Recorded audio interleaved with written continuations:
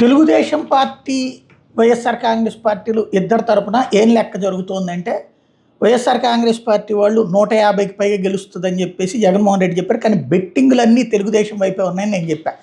అయితే 150 లాగా clean sweep చేస్తుందని తెలుగుదేశం కూడా భావించట్లేదు. తెలుగుదేశం అనుకూల పత్రిక ఈనాడులోనే రాసుకొచ్చినటువంటి వార్త. రాష్ట్రంలో ఈసారి తెలుగుదేశం పార్టీ, జనసేన, బీజేపీ కూటమి విజయం అన్న ధీమాతో పందాలు సాగుతున్నాయి.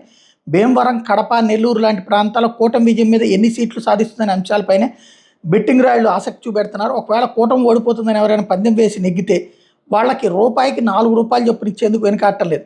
గత ఎన్నికల్లో కంటే ఈసారి ఎక్కువ సీట్లు గెలవబోతున్నాం, చరిత్ర సృష్టించబోతున్నాం అంటూ సీఎం వైకాపా అధ్యక్షుడు జగన్ ఇటీవల స్వయంగా ప్రకటించారు. తర్వాత ఆ పార్టీ నేతలు 2 అడుగులు ముందుకేసి జూన్ 9న సీఎంగా జగన్ ప్రమాణ స్వీకారం చేస్తుంటూ ప్రకటనలు కూడా గుప్పించారు. ఈ మాటలేవి పందాల మీద ప్రభావం చూపించడం లేదు.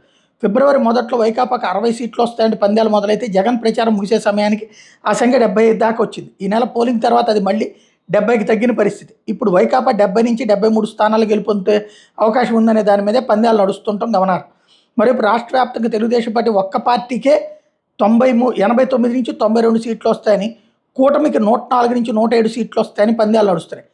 ఇది అత్యంత కీలకమైనటువంటిది. అంటే 107కి దాటుతుందని పందాల వాళ్ళు కూడా కాయట్లేదు, తెలుగుదేశం వాళ్ళు కూడా.